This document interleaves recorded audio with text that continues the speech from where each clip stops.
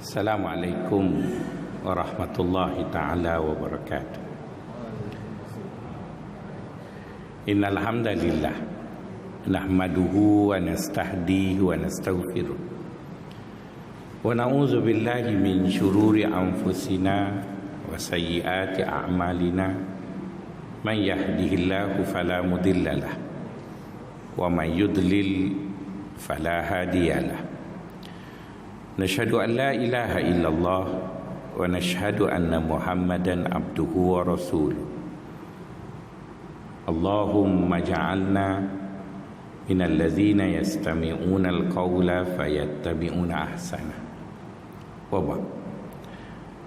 Tuan-tuan, puan-puan, sahabat-sahabat yang dikasihi sekalian, bicara kita pada pagi ini mengenai satu sifat yang begitu terpuji dalam agama kita, sehingga baginda sallallahu alaihi wasallam menyatakan kadal halimu an yakuna nabiyya, yang bermaksud hampir-hampir seorang yang santun itu dia akan menjadi seorang nabi.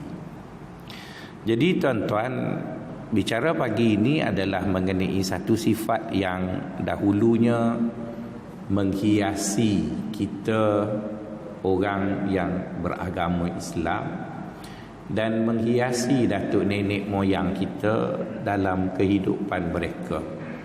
Cuma orang Melayu dia tambahlah sikit, dia sebut sopan santun. Jadi dalam agamanya tak adalah sopan dan santun diistilahkan begitu. Cumanya sopan itu dihurai dalam bentuk yang tersendiri, manakala santun pula dalam bentuk yang tersendiri. Misalnya orang Melayu ni dia suka gabung banyak benda, dan kadang-kala gabungan itu betul dan kadang-kala tak betul. Misalnya dia sebut ilmu pengetahuan. Ilmu tu satu perkara lain, pengetahuan satu perkara lain dan sebagainya lah. Jadi sebab itu orang Melayu dia suka panjang tu menunjukkan hebat.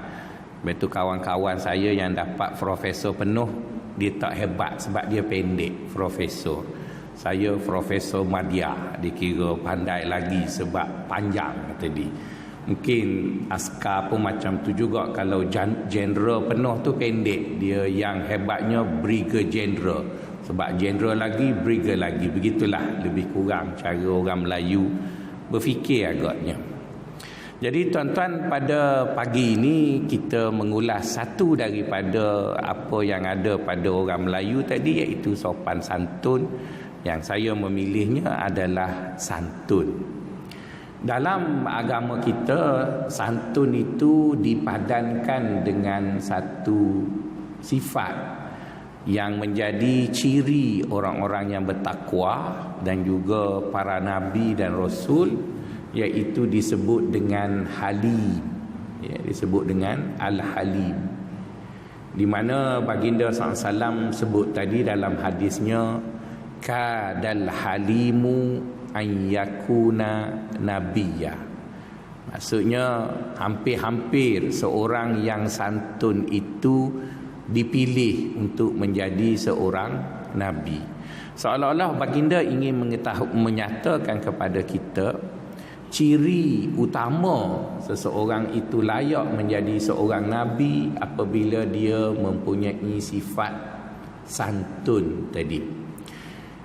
Kalau dilihat di dalam Al-Quranul Karim, kita dapati bahawa Allah SWT memuji nabi-nabi mereka, memuji nabi-nabinya dengan menyatakan para nabi itu adalah seorang yang santun.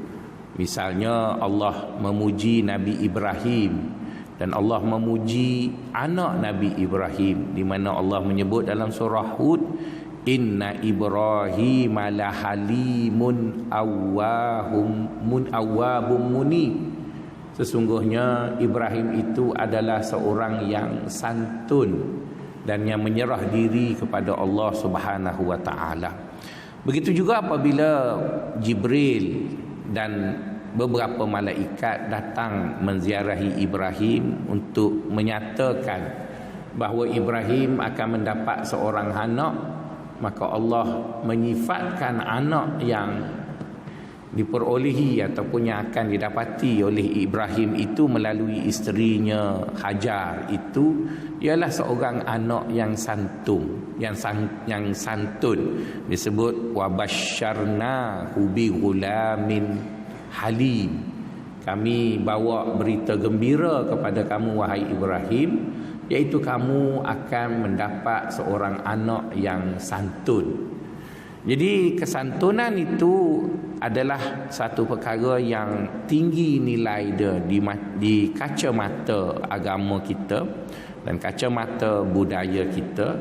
Maka kalau dilihat hari ini, kita dapati orang kita sudah terpengaruh dengan satu model lain, iaitu model kita sudah jadi cacah merbak, kita sudah jadi orang yang pemarah dan sebagainya.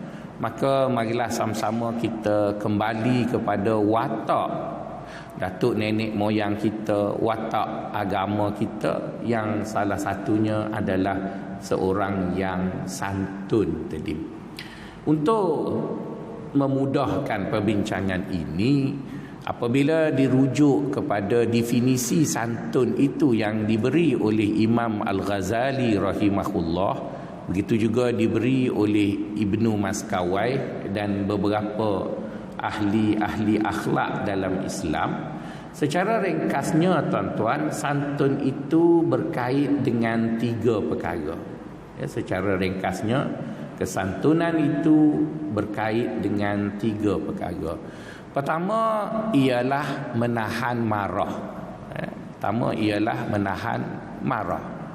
Di mana apabila seseorang itu melihat sesuatu ataupun diperlakukan dengan sesuatu yang menyebabkan dia marah, maka pada ketika itu dituntut oleh agama supaya dia memilih sifat santun ataupun sifat halim tadi.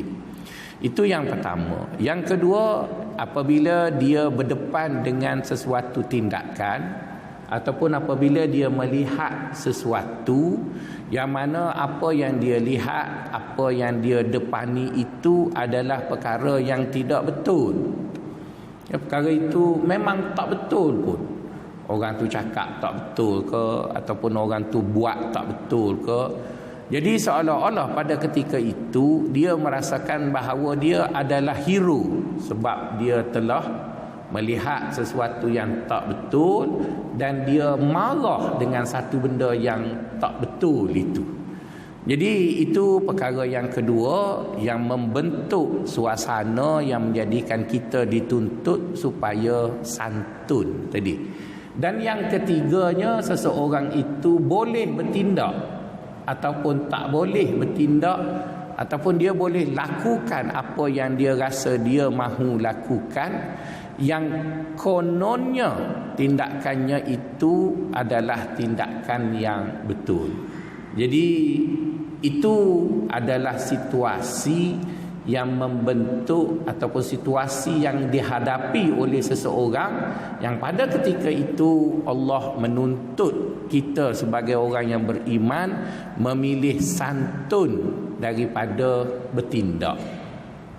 Mari kita lihat ya bagaimana Allah itu menyatakan dia adalah Tuhan yang maha santun. Kalau Allah itu memilih untuk bertindak di atas wewenang ataupun di atas autoriti, dia itu berhak menghukum orang yang buat dosa, maka kita akan dapati kita semua tak mungkin hidup sampai ke tarikh hari ini. Tapi oleh kerana Allah memilih untuk menjadi seorang Tuhan yang halim, Tuhan yang maha santun, maka kita dapati sampai ke hari ini kita masih bernafas, kita masih boleh membina negara, kita masih boleh bersama dengan keluarga dan kawan-kawan kita, disebabkan oleh Allah memilih untuk bersifat dengan sifat santun tadi. Kenyataan itu tuan-tuan disokong oleh beberapa ayat Quran dan juga hadis Nabi. Antaranya Allah berfirman, walau yu'akhidhullahu an-nasa bima kasabu ma taraka ala dhahriha min dabbah. Yang bermaksud, kalaulah Allah itu terus menghukum seseorang yang melakukan kesilapan atau kedosaan, nescaya kamu akan dapati tidak ada satu pun makhluk yang hidup atas muka bumi ini. Kalau orang itu telah buat salah, betul kan tadi saya sebut kita melihat ataupun kita berdepan dengan sesuatu perbuatan yang tak betul. Jadi ayat itu mengatakan kalau manusia tadi bila dia buat satu benda tak betul, tak kisahlah benda tak betul itu yang melibatkan risiko yang besar ataupun kecil, tapi dia dah buat benda yang tak betul, maka kata Allah, kalau aku terus hukum orang itu, maka kamu akan dapati tak ada siapa yang hidup di muka bumi ini. Jadi Allah Subhanahu Taala pastinya akan merasa marah apabila seorang hamba tadi melakukan dosa, kerana Allah tidak suka kepada kedosaan. Tetapi dalam keadaan Allah yang marah dengan sifat manusia yang melakukan dosa tadi tuan-tuan, Allah tidak memilih untuk menghukum manusia itu dengan segera. Sebaliknya Allah memberi ruang, memberi penangguhan, melihat tentang kelakuan dosa itu dari dimensi yang berbeza. Akhirnya Allah memilih untuk tidak bertindak di atas dosa yang dilakukan. Dan alhamdulillah tuan-tuan, dengan sebab Allah itu santunlah tuan-tuan, kita yang nakal masa muda-muda dulu tuan-tuan, hari ini dah jadi ahli masjid yang regular. Siapa di kalangan kita di dalam masjid ini berani angkat tangan bahawa saya baik ustaz daripada kecil dulu sampai sekarang? Tak ada tuan-tuan. Kita nakal belaka, termasuklah yang sedang berceramah pun tak kurang juga, lebih kurang dengan tuan-tuan lah. Tapi mujurlah Allah itu maha santun. Mujurlah Allah itu memilih untuk menjadi seorang Tuhan yang halim, seorang Tuhan yang santun, yang dapat mengawal kemarahannya, tidak bertindak terburu-buru di atas kemarahan tersebut. Maka akhirnya lebih banyak perkara yang baik berlaku berbanding daripada perkara yang buruk. Pernah satu kali tuan-tuan, Allah telah memberikan kepada Nabi Ibrahim beberapa keistimewaan. Salah satu keistimewaan yang diberi Allah kepada Ibrahim adalah Ibrahim dapat meramal apa yang akan berlaku berasaskan susunan bintang yang ada di langit, yang dipanggil dengan ramalan dan sebagainya lah. Jadi kebolehan itu digunakan oleh Ibrahim untuk meninjau apa yang berlaku dalam masyarakat, di mana pada satu malam Ibrahim telah melihat susunan bintang dalam susunan tertentu. Maka Ibrahim dapat mengetahui bahawa seorang yang jahat baru dilahirkan. Orang yang akan jadi orang jahat, bunuh orang, zalim dan sebagainya, baru dilahirkan. Maka Nabi Allah Ibrahim terus berdoa kepada Allah supaya Allah matikan bayi itu, agar kejahatan yang akan dilakukan oleh bayi yang baru lahir itu bila dia besar nanti tidak berlaku. Maka menghormati permohonan Ibrahim, maka dimatikanlah bayi tadi. Selang beberapa hari, baginda Ibrahim melihat susunan yang sama dan mengetahui bahawa seorang jahat yang telah lahir, yang bila dia besar nanti dia akan bunuh orang, dia akan buat macam-macam petaka. Maka Ibrahim telah berdoa kepada Allah dengan doa yang sama, menghormati doa Ibrahim, maka dimatikanlah bayi tersebut. Kemudian selang beberapa hari, Ibrahim melihat susunan bintang itu dalam susunan yang sama, maka Ibrahim berdoa lagi supaya dimatikan bayi yang baru lahir, yang bila besar nanti akan menjadi orang jahat. Maka pada kali ketiga Allah menegur Ibrahim dengan mengatakan, wahai Ibrahim, kamu ingin hidup seorang ke di dunia ini? Kamu nak hidup seorang ke dekat dunia ni? Semua orang yang ada potensi buat jahat mati belaka. Semua nak duduk seorang ke, tuan-tuan? Jadi itu menunjukkan kepada kita, Allah mengajar kepada Ibrahim alaihissalatu wassalam, apabila kita berdepan dengan sesuatu perkara yang menyebabkan kita marah, kerana kita adalah ahlul iman, kita adalah orang yang baik-baik, tuan-tuan. Maka kerana kita adalah orang yang baik-baik, maka kita mestilah menjadi seorang yang berprinsip, seorang yang menegakkan akan peraturan-peraturan. Maka baguslah itu sikap kita. Tetapi apabila kita melihat ada orang melanggar peraturan tersebut, maka kita terus marah. Maka marah kita itu sebenarnya ada kala menyebabkan kita membawa kerosakan lebih baik daripada kebaikan yang kononnya kita harap apabila kita melakukan perkara tadi. Dulu, tuan-tuan, saya adalah seorang budak nakal. Cuma saya selalu pergi ke surau. Masa kecil-kecil dulu saya nakal sangat. Kalau orang Kelantan panggil budak buah. Budak buah ni hyperaktif. Panjat sana, panjat sini. Dan saya tak pernah ajar benda tu dekat anak saya. Tapi saya tengok anak saya pun macam tu. Umur 8 tahun, 2 kali patah dah, tuan-tuan. Dia nakal lebih kurang ayah dia. Cuma oleh kerana pada masa dulu, tahun-tahun 70-an, tempat yang ramai orang ialah di surau lah. Jadi saya selalulah pergi surau kerana kat sana ramai, ada crowd, kawan-kawan duduk di situ. Dan kalau nak bermain waktu malamnya, surau je lah yang cerah. Tempat lain ada hantu, takut pergi di surau. Bukan pergi di surau kerana nak beribadat pun, tak tahu apa dia Allah, apa takwa, apa khusyuk, mana tahu, tuan-tuan. Yang tahunya di surau ada ramai orang, boleh buat nakal, boleh bermain, lepas tu selepas semua penat boleh makan. Itu je yang tahu masa itu. Satu hari nenek saya masak sup untuk dimakan, bukanlah stew ya, sup kampung, nak dimakan dengan roti. Jadi surau saya tu tiangnya tinggi, orang lain semua berjalan atas lantai, saya jalan atas pagar tepi surau tu, tuan-tuan. Jadi entah macam mana kawan saya tolak saya jatuh dalam periuk sup tu, tuan-tuan. Jatuh dalam periuk sup.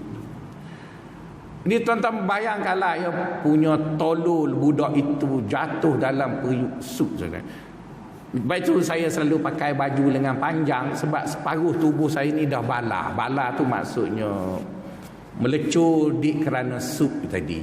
Tapi mujur masa ketika itu, mak atuk saya yang ada dekat dapur surau tadi, dia sempatlah modify sup tadi, maka orang kampung pun terasalah sikit sebanyak sup saya tadilah masuk tu.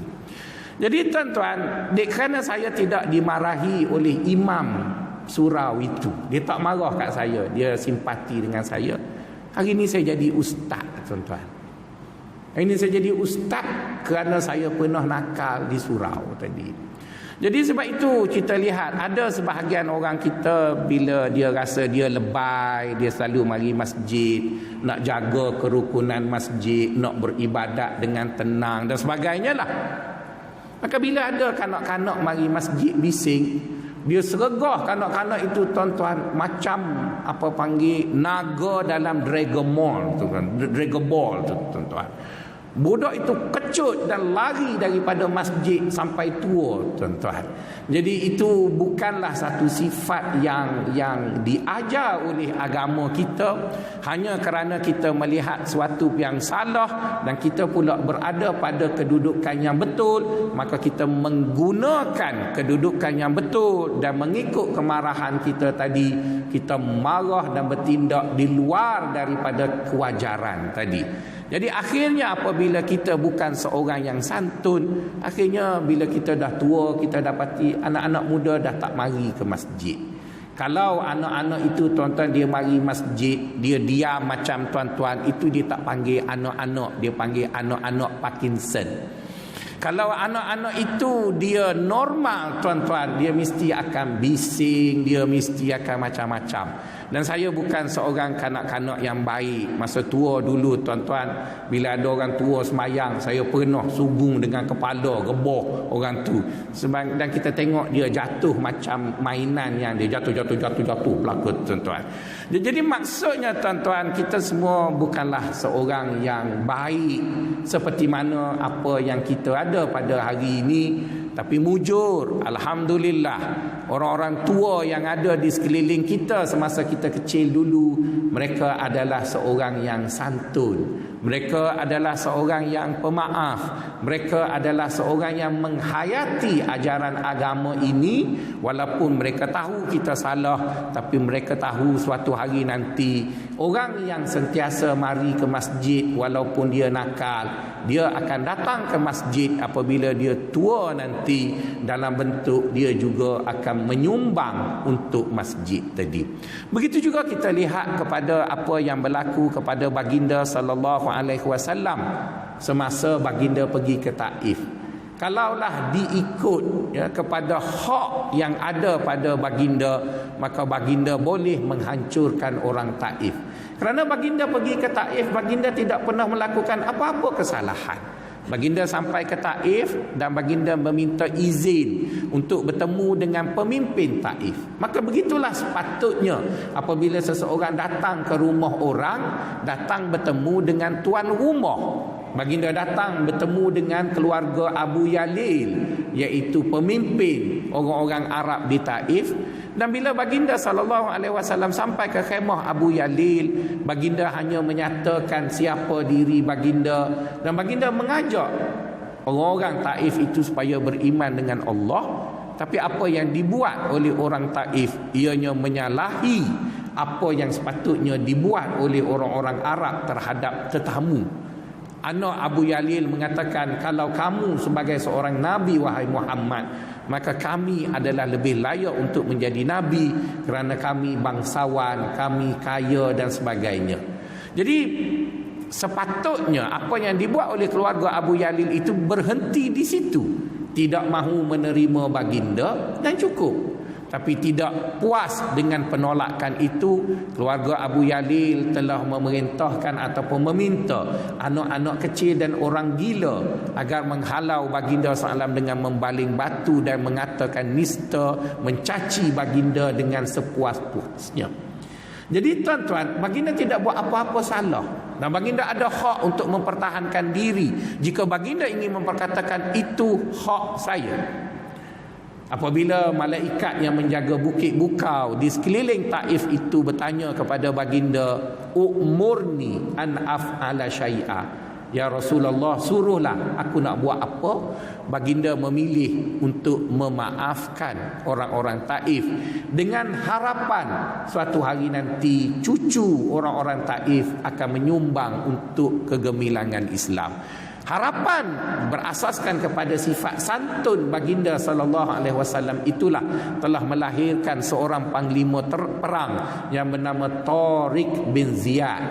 Beliau adalah seorang sahabat Nabi, cucu kepada mereka-mereka yang telah melempari batu, menghina dan mencaci Nabi tadi. Dia telah membuka utara Afrika. Kalau tidaklah disebabkan oleh beberapa faktor halangan geografi, maka pastinya Tariq Ibn Ziyad telah menawan Sepanyol. Jadi itu menunjukkan kepada kita tuan-tuan, santun adalah satu sifat yang dituntut oleh agama apabila kita berinteraksi dengan sesama manusia. Dan perlu kita ingat, Allah Subhanahu wa taala menjadikan hubungan kita sesama manusia itu sebagai satu instrumen untuk menilai kita, adakah kita seorang yang baik ataupun sebaliknya. Allah berfirman dalam Al-Quran, "Wa ja'alna ba'dukum li ba'din adu." Kami jadikan hubungan kamu sesama manusia itu adalah suatu bentuk perseteruan di antara kamu. Misalnya 2-3 hari yang lepas kita sering bergaduh dalam pilihan raya Ulai dan juga apa yang berlaku di Johor. Dan alhamdulillah keputusannya sudah keluar semalam. Yang menang telah menang, yang kalah jumpa lagi pada pilihan raya ke-16. Jadi sebagai seorang yang santun, tuan-tuan, kita akan berhenti apa yang sudah, dan sekarang marilah kita lihat ke hadapan dan kita bina negara yang sedang tenat ini, sama-sama berganding bahu, sama-sama kita bina negara ini untuk terus maju, kerana kita adalah bangsa yang maju satu masa dahulu. Disebabkan oleh beberapa keadaan kita telah terundur ke belakang, maka kita memerlukan kepada apa yang disebut dengan santun tadi. Tak perlu kita mengatakan kalau saya tak cakap benda ini negara akan hancur. Kadang-kadang mungkin kita rasa kononnya bila kita bicara itu dan ini negara tak akan hancur. Sebenarnya dengan bicara kamu itulah kita akan hancur, tuan-tuan. Jadi pada saya agama telah menunjukkan kepada kita bahawa sifat seorang mukmin yang baik adalah seorang mukmin yang santun, dan saya akan menunjukkan kepada tuan-tuan beberapa contoh, beberapa dalil daripada kesantunan ini. Untuk memudahkan perbincangan ini, tuan-tuan, maka saya bahagikan perbincangan mengenai kesantunan ini pada 3 perkara. Pertama, tuan-tuan, kesantunan apabila kita berdepan dengan orang yang lebih berkuasa dari kita. Kitanya lemah dan kita berdepan dengan orang yang berkuasa dari kita. Jadi tuan-tuan, apabila kita berdepan dengan orang yang berkuasa dari kita, lazimnya orang yang berkuasa itu ada 2 jenis kuasa. Pertama, orang yang berkuasa yang tak ada kaitan kekeluargaan dengan kita. Yang satu lagi, orang yang berkuasa tetapi ada kaitan kekeluargaan dengan kita. Jadi tuan-tuan, apabila kita berdepan dengan orang yang lebih berkuasa dengan kita, maka perlu kita akui bahawa jika kita melawan pihak yang lebih berkuasa dari kita itu, ianya tidak akan menguntungkan kita, sebaliknya dia akan memudaratkan kita. Jadi apabila perbuatan kita itu boleh memudaratkan kita, maka konsep apabila kita bergaul dengan orang yang berkuasa, konsep asasnya ialah wala tulku bi aidikum ila tahlukah, yang bermaksud jangan kamu sesekali mencampakkan diri kamu pada kebinasaan. Jadi tuan-tuan, konsep itu harus dijadikan asas apabila kita berinteraksi dengan orang yang berkuasa, dan dengan konsep itulah kita akan dapati segala kebobrokan ataupun segala kesilapan itu sebenarnya boleh diperbetulkan, tetapi cara membetulkannya ialah dengan bersifat santun tadi.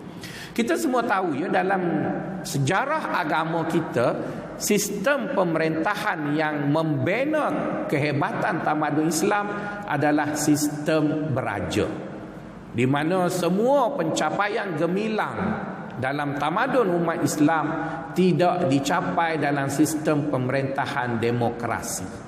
Apabila Barat telah mencadangkan demokrasi kepada kita, kita tak pernah dengar ataupun kita tak pernah lihat satu pencapaian yang gemilang yang pernah dicapai oleh umat Islam ketika mana mereka mempraktiskan demokrasi. Tapi ketika mana mereka berada dalam pemerintahan beraja, kita telah memandu dunia ini ke arah kehidupan yang lebih baik berbanding dengan apa yang ada dalam masyarakat lain. Jadi sistem beraja itu adalah sistem yang ada dalam sejarah kehidupan bangsa ataupun tamadun kita. Jadi pastinya lah tuan-tuan, orang-orang yang berada dalam sistem itu, mereka ada 2 kelompok. Satu kelompok penguasa, raja, sultan, amir, khalifah dan sebagainya, whatever nama, itu satu kelompok. Yang satu kelompok lagi ialah orang-orang yang menasihati mereka. Jadi tuan-tuan, cerita seorang raja dengan menteri-menterinya ini penuh dalam sejarah Islam. Yang menjadikan raja-raja yang memerintah dalam sejarah agama kita ini menjadi seorang raja yang berjasa kepada rakyat dan negaranya, salah satu sebabnya ialah kerana menterinya seorang yang santun. Salah satu sebabnya. Di mana kita semua tahu ya, raja mempunyai kuasa mutlak. Jika dia ingin memenjarakan seseorang, dia boleh memenjarakan. Jika dia ingin membunuh seseorang, dia boleh bunuh orang itu. Dan dia boleh buat apa saja daripada kuasa yang ada dengannya.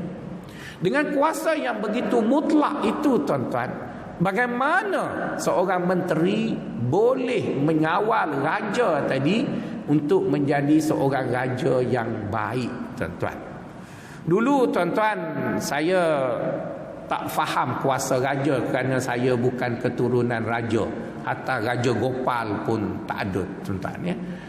Jadi saya tak faham gelagak raja sehingga terpaksa membaca beberapa buku mengenai psikologi seorang raja. Sehinggalah saya kahwin. Bila saya kahwin, saya cuba ingin menjadi raja dengan melakukan 3 perkara. Pertama, saya kahwin dengan seorang perempuan yang statusnya lebih rendah dari saya. Iaitu saya kahwin dengan anak murid saya.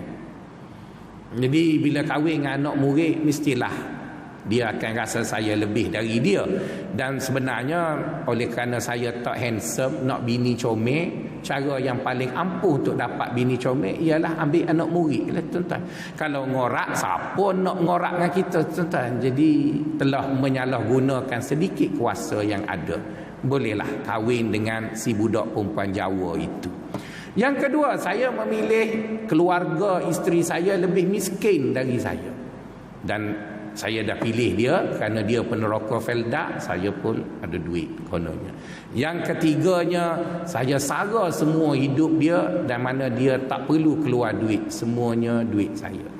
Jadi tuan-tuan, bila kita dah buat macam tu, maka saya rasa saya macam raja dalam rumah saya yang 40 kali 60 itu. Masuk je rumah di alamat nombor 2 Rahman Putra, saya rasa saya raja. Jadi bila saya rasa saya raja, tuan-tuan, saya akan suruh apa saja dan dia tak buat je saya jeling. Saya pun baca hadis Rasulullah sallallahu alaihi wasallam bahawa isteri itu syurganya di bawah tapak kaki suami, maka dia pun kena buat. Dan rupa-rupanya seronok, tuan-tuan, jadi raja. Kita cakap orang ikut, kita cakap orang ikut, kita cakap orang ikut. Seronok sangat-sangat. Itu baru raja kepada seorang rakyat namanya isteri. Oh, kalau raja kepada sebuah negara yang rakyatnya jutaan, lagi sedap, tuan-tuan. Itu adalah manusia, tuan-tuan. Jadi apabila begitu, tuan-tuan, maka kita pun fahamlah, bila kita berbicara tentang gelagak raja, kita jangan banyak marah dekat dia. Sebab kalau kita duduk tempat dia pun takut kita lebih teruk dari dia lagi, tak tahu, tuan-tuan. Jadi situasi yang Allah uji pada seorang raja itu situasi yang cukup berat. Maka raja memerlukan seorang penasihat yang baik. Raja memerlukan seorang penasihat yang baik. Maka sebab itulah dalam sejarah Islam, tuan-tuan, orang yang akan mendampingi raja-raja dalam Islam adalah orang alim yang akhlaknya cukup baik. Dan mereka semua sanggup berkorban demi negara walaupun mereka terpaksa mati ataupun anak mereka mati. Adalah menjadi biasa dalam cerita menteri-menteri dalam pemerintahan Islam. Menteri itu dibunuh 2 kali, tuan-tuan. Dibunuh 2 kali. Dan dia tidak pernah melakukan apa-apa kesalahan. Hanya dia menjadi seorang Perdana Menteri ataupun penasihat raja yang baik. Dia menjadi penasihat kepada seorang raja dan raja itu tidak disukai oleh anaknya, maka anaknya telah membunuh ayahnya dan membunuh sekali menteri itu sendiri. Bila menteri itu mati, maka dikuburkan. Setelah mana anak itu naik, maka anak itu ada adik dan adiknya sokong ayah dia. Maka adik tadi bunuh abang dia tadi, adik dia pula jadi raja. Bila adiknya jadi raja, tuan-tuan, adiknya pula masih suka dengan ayahnya, cuma benci pada menteri tadi, maka dia bunuh menteri yang dah mati tu, bunuh sekali lagi, tuan-tuan. Kemudian pakciknya datang pula bunuh anak saudaranya tadi, dia pula jadi raja dan hidupkan balik, iaitu keluarkan menteri tadi daripada kubur dan kuburkan sekali lagi dengan perkuburan yang mulia. Itu berlaku dalam sejarah Islam, dan dengan sebab seorang menteri yang santun tadilah, maka banyak perkara-perkara yang raja ingin lakukan daripada kerosakan itu dapat dikawal oleh menteri tadi. Jadi kita harap sangatlah kepada penguasa di negara kita, janganlah orang yang keliling dia itu ialah macam-macam yang tak berguna, tuan-tuan. Jadilah orang yang sikapnya seorang yang santun, sabar dengan kerana penguasa, dan nasihatilah penguasa dengan sebaiknya, kerana penguasa itu sedang diuji dengan kuasanya yang mutlak tadi, yang menjadikan kadang-kadang dia tidak dapat mengurus dengan sebaiknya. Maka oleh kerana itu, tuan-tuan, apabila kita berdepan dengan orang yang lebih kuat daripada kita, baginda sallallahu alaihi wasallam ada bersabda, kata baginda, ma tajarra'a 'abdun jur'ata afdali indallah min jur'ati ghaizin yakzimuha ibtigha'a wajhallahi ta'ala. Yang bermaksud, tidak ada satu saat yang lebih disukai oleh Allah terhadap seorang hambanya ialah lebih daripada saat-saat seseorang hamba itu menahan marahnya ketika mana dia berdepan dengan orang yang lebih berkuasa darinya dalam mentaati perintah Allah Subhanahu wa taala. Jadi sekarang contoh yang kita hadapinya ataupun kita ketahui ialah baginda berdepan dengan orang Taif, di mana orang Taif lebih berkuasa dari baginda. Baginda berdepan dengan orang Mekah, dan orang Mekah lebih berkuasa daripada baginda. Sebaliknya, baginda SAW masih mengambil sikap untuk menahan kemarahannya dan tidak bertindak dengan melulu, terus menasihati kaumnya di Mekah, terus menasihati kaumnya di Taif dalam tempoh yang cukup panjang. Dan akhirnya apabila baginda SAW membuka kota Mekah, maka semua orang yang pernah bersalah dengan baginda tadi mengakui akan ketinggian akhlak baginda sallallahu alaihi wasallam. Itu hubungan kita dengan mereka yang berkuasa, mereka yang lebih berkuasa dari kita, maka adalah lebih baik kita menahan marah kita daripada kita bertindak kononnya, bertindak berasaskan hak dan kebenaran yang ada pada kita, maka ianya akan merugikan kita. Selain daripada itu, tuan-tuan, kita juga diminta supaya santun dengan mereka yang setara dengan kita. Kadang-kadang, tuan-tuan, apabila kita berkawan, maka kita dapati ada kawan-kawan kita itu, dia adalah seorang yang bijak.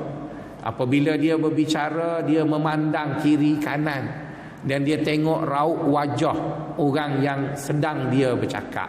Bila sampai kepada titik-titik yang menyebabkan raut wajah kawannya tadi berubah, maka dia berhenti berbicara. Tapi tidak semua orang baik seperti itu. Banyaknya yang tolol, tuan-tuan. Banyaknya yang tolol. Kalau dulu kita berbicara secara berdepan, bila ajak kawan sembang dekat kedai kopi, jadi bolehlah kita cakap-cakap sambil tengok muka kawan kita. Tapi sekarang kita bersembang dalam forum yang tak nampak muka. Kita sembang dalam grup WhatsApp, tuan-tuan. Jadi bila kita sembang dalam grup WhatsApp itu, tuan-tuan, semuanya berbicara dengan tidak lihat siapa yang ada dalam grup tadi, tuan-tuan. Di masjid ini ada satu grup yang saya juga join dalam grup tersebut. Kadang-kadang ada ahli dalam grup tersebut, dia bercakap seolah-olah dia seorang je betul, dan seolah-olah dia seorang je tahu, tuan-tuan. Jadi dia cakap, dia tulis, dia kata. Maka di sana dapatlah kita tahu, tuan-tuan, ada orang itu jawatan ataupun mereka telah ataupun pernah menjawat jawatan yang besar satu masa dahulu, tapi sebenarnya dia bukan seorang yang bijak apabila berkawan. Ada orang yang mungkin seorang yang biasa, tetapi apabila dia bersembang dengan kawan-kawan dia, dia mengambil kira kawan-kawannya. Dan ada orang yang cukup baik, dia tidak pernah menunjukkan marahnya apabila kawan-kawan menyebabkan dia marah.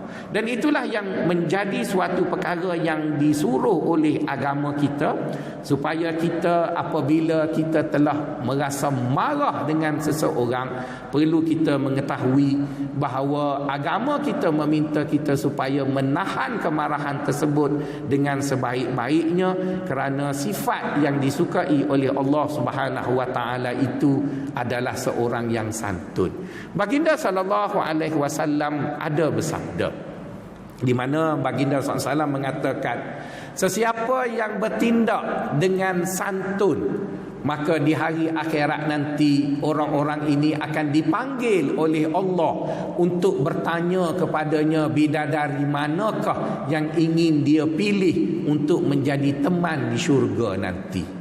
Jadi tuan-tuan, saya rasa cukup special ya apabila orang tadi duduk dengan kawan-kawan buat pernyataan yang bersifat provokasi.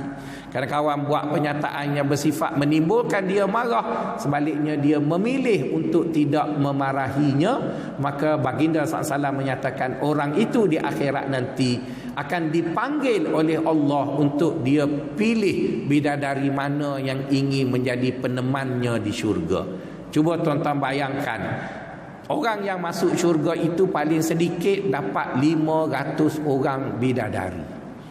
Jadi orang yang dapat 500 orang bidadari ini tuan-tuan, dia masuk syurga. Kalau dia bukan seorang yang santun, dia dapat bidadari secara longgok. Tuhan longgok bagi begitu.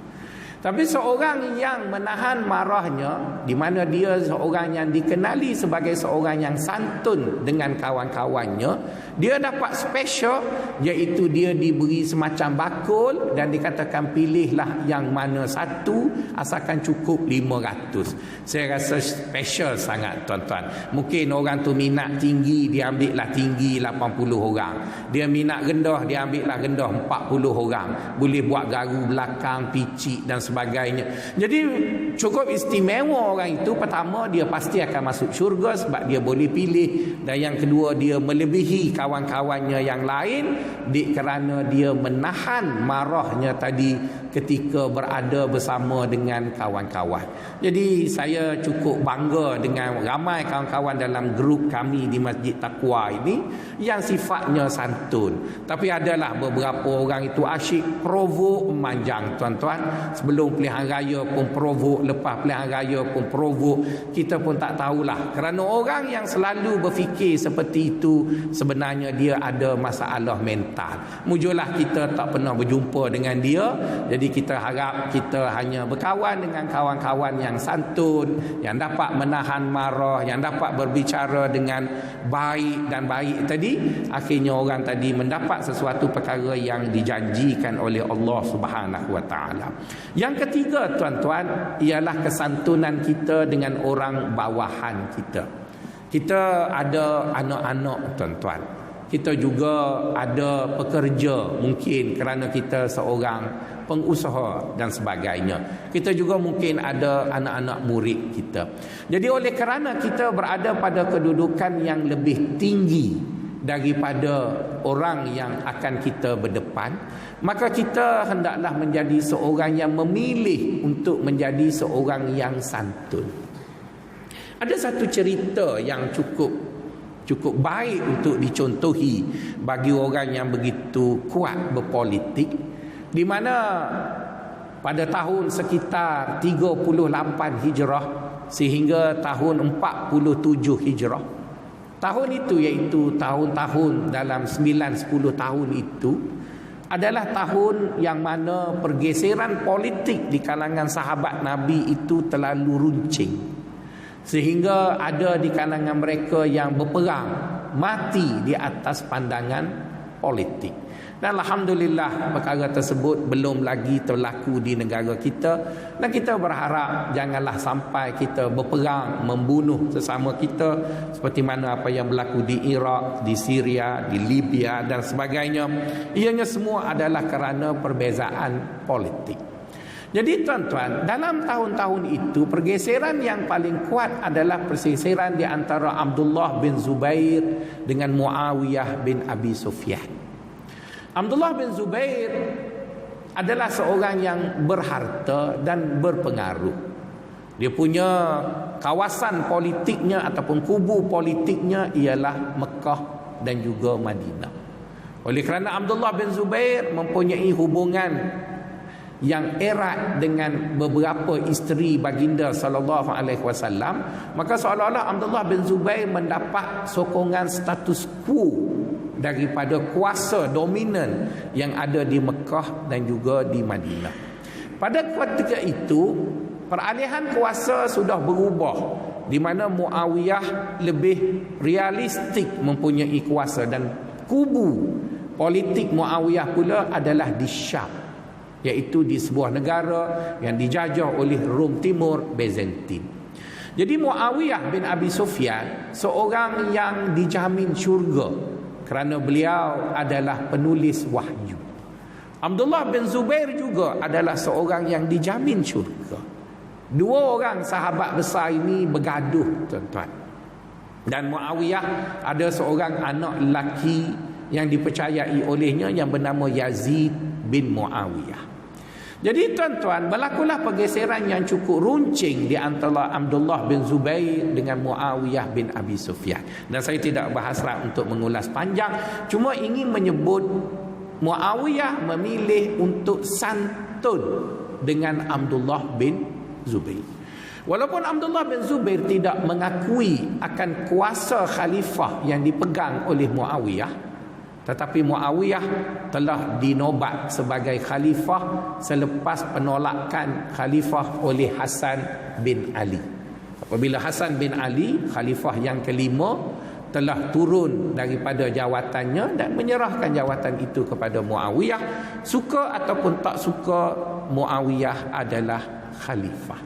Kalau dilihat kepada pandangan umum, maka pada ketika itu orang lebih menyokong Abdullah bin Zubair. Kerana Abdullah bin Zubair ada kaitannya dengan status quo, ada kaitannya dengan keluarga Nabi. Abdullah bin Zubair pula pemimpin politik muda berada di Mekah dan sebagainya. Manakala Muawiyah, dia mempunyai kuasa yang sah kerana Saidina Hasan bin Ali telah turun jawatan. Maka Hasan telah memberikan jawatan tersebut kepada Muawiyah, maka Muawiyah sah sebagai khalifah ataupun pemerintah Islam yang keenam. Ada beberapa kejahatan ataupun ada beberapa kesilapan yang dilakukan oleh Muawiyah, khususnya anaknya Yazid, yang mempunyai beberapa panglima perang yang tidak berhati perut. Jadi dengan kesilapan-kesilapan tersebut menjadikan nama baik Muawiyah tercalar disebabkan oleh tindakan anaknya. Tapi apakan daya, takkan Muawiyah nak bunuh anaknya kerana Yazid itu anaknya. Dan kalau Muawiyah membunuh anaknya, siapa yang akan memberi sokongan politik kepada Muawiyah? Jadi satu hari, tuan-tuan, tentera Muawiyah yang diperintahkan oleh Yazid telah pergi ke Mekah. Dan mereka telah berkhemah di satu tempat di mana khemah yang mereka dirikan itu di atas tanah Abdullah bin Zubair. Memang salah lah, kerana tanah itu tanah Abdullah bin Zubair. Dan Muawiyah telah melakukan kesalahan, tapi bukan Muawiyah yang suruh pemergian itu, tapi disuruh, diperintah oleh anaknya Yazid untuk mengekang perkembangan politik di Mekah.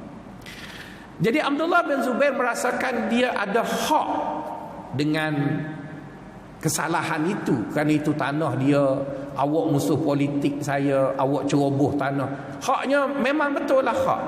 Maka Abdullah bin Zubair telah menulis satu surat yang cukup kasar bahasanya kepada Muawiyah bin Abi Sufyan. Dia mengatakan, wahai Muawiyah, dia tak panggil Muawiyah tu khalifah kerana dia marah. Dia panggil, wahai Muawiyah bin Abi Sufyan, tentera kamu telah masuk ke dalam tanah aku akan menyiapkan tentera untuk menghalau mereka dan membunuh kamu. Jadi tuan-tuan, sebagai seorang raja yang sah, bila seorang musuh politiknya berbicara begitu kasar dengan seorang raja, Maka Yazid telah memberi respon dengan surat tersebut. Dengan Yazid memberitahu ayahnya, dia kata, wahai ayah, aku akan bawa tentera yang mana tentera pertama ialah di rumah Abdullah bin Zubair, tentera terakhir ialah di istana kita. Aku akan hantar tentera sebanyak mungkin untuk bunuh Abdullah bin Zubair kerana lancang mulutnya dengan seorang khalifah. Kata Muawiyah bin Abi Sufyan, dia kata, wahai anakku, walaupun dia adalah musuh politikku, tapi dia adalah sahabat Nabi. Dia adalah sahabat Nabi. Dia orang baik disebabkan oleh faktor-faktor politik, disebabkan oleh kemarahan politik. Maka begitulah tulisannya tadi. Maka Muawiyah pun mengambil satu helai kertas dan pen, maka dia pun menulislah surat kepada Abdullah bin Zubair. Dia kata, wahai Abdullah bin Zubair, kamu amat aku sanjungi kerana kamu adalah orang yang beriman dan berilmu. Sebenarnya aku menduduki tanah milik kamu itu adalah dengan tujuan untuk jadikan tanah kamu itu adalah tanah kita berdua, di mana apa yang aku miliki adalah milik kamu juga. Kerana kamu milik sikit, aku milik banyak, sebenarnya kamu lebih untung. Jadi ayat itu tuan-tuan sedikit pun tidak menunjukkan Muawiyah marah kepada Abdullah bin Zubair di atas kelancangannya. Maka bila surat itu sampai kepada Abdullah bin Zubair, maka Abdullah bin Zubair telah membalas, kalau begitulah sikap kamu wahai khalifah, aku tidak akan menentang kamu dan aku akan taat kamu sebagai seorang khalifah. Maka Muawiyah berkata kepada anaknya, wahai Yazid, jika kamu menggunakan kemarahan untuk menyatakan kebenaran, maka kamu akan hilang segala-galanya. Tetapi kalau kamu menggunakan kesantunan untuk mengurus manusia, kamu akan memiliki segala-galanya. Jadi itu menunjukkan kepada kita, tuan-tuan, Muawiyah bin Abi Sufyan, walaupun mungkin pada pandangan politiknya saya secara peribadi tidak begitu setuju dengan beliau, tetapi apabila beliau menunjukkan kesantunan kepada Abdullah bin Zubair, maka beliau telah menyelamatkan keadaan umat Islam dan menjadikan pemusuhan Abdullah bin Zubair itu sebagai suatu asas untuk Abdullah bin Zubair memberi ketaatan. Tapi sayang, setelah Muawiyah meninggal dunia, anaknya tidak mengikut jejak ayahnya. Sebaliknya Yazid telah menghantar Hajjaj ibnu Yusuf al-Thaqafi, iaitu panglima tentera yang paling ganas pernah dimiliki oleh kerajaan Umawi, pergi ke Mekah dalam masa 2 hari, telah menghancurkan Kaabah dan seluruh apa yang berlaku dalam perkara yang amat memalu dan menyayatkan hati. Jadi itu menunjukkan kepada kita, tuan-tuan, kesantunan adalah satu sifat yang amat terpuji, dan ianya menjadi sifat Allah yang Allah nyatakan sejak awal daripada kita bicara tadi. Ianya menjadi sifat pilihan yang ada pada baginda sallallahu alaihi wasallam dan menjadi sifat orang-orang yang beriman. Maka saya mengajak tuan-tuan semua, marilah sama-sama kita menghiasi diri kita dengan nilai budi yang ada pada bangsa kita yang sering kita banggakan ini, iaitu sopan santunnya. Maka kita cuba menerapkan kesantunan itu dalam hubungan kita dengan pemerintah, hubungan kita dengan kawan-kawan kita, hubungan kita dengan anak-anak kita, tuan-tuan. Kerana apabila kita marah dan kita bertindak, maka kadang-kala tindakan kita semasa marah itu adalah tindakan yang tidak wajar dan tindakan daripada maklumat yang tidak sempurna. Saya pernah rotan anak perempuan saya disebabkan oleh intonasi isteri saya report mengenai anak perempuan saya. Saya balik kerja dalam keadaan penat, isteri saya beritahu dekat saya dengan intonasi yang semacam besar sangat salahnya. Maka anak perempuan saya yang umur 10 tahun tu, saya rotan dia menangis. Dan lepas tu saya sedang berbengkel dah 3 hari. Saya rindu sangat dekat dia kerana saya bodoh bertindak rotan anak dalam keadaan yang saya mendapat maklumat yang tak betul. Bila tanya isteri saya, betul ke anak buat? Saya kata, saya tak kata pun dia buat. Habis yang kau cakap begitu beriak. Jadi itulah ketololan yang berlaku pada seorang ayah. Mujurlah dia tak lari dari rumah, kalau tidak saya terpaksa pergi ke TV3 mencari anak saya pula. Jadi oleh kerana itu tuan-tuan, kegelojohan, kemarahan itu semuanya tidak membawa apa-apa kebaikan dalam hubungan kita sesama manusia. Maka lebih baik kita memilih untuk santun dalam bertindak ketika mana, lebih-lebih lagi ketika kita marah. Dan hari ini tuan-tuan, kita ada TikTok, kita ada Facebook, kita ada macam-macam media-media sosial yang sering provok kita untuk kita marah kepada orang itu dan orang ini. Maka janganlah kita menjadi mangsa kepada kemarahan tersebut. Sebaliknya kita menjadi seorang yang tenang, seorang yang santun, yang berfikir dahulu sebelum bertindak, sebelum kita menyesal di atas tindakan kita yang tidak wajar tadi. Saya itu saja yang dapat saya kongsi dengan tuan-tuan. Kebetulan ada bengkel pada pagi ini. Assalamualaikum warahmatullahi wabarakatuh.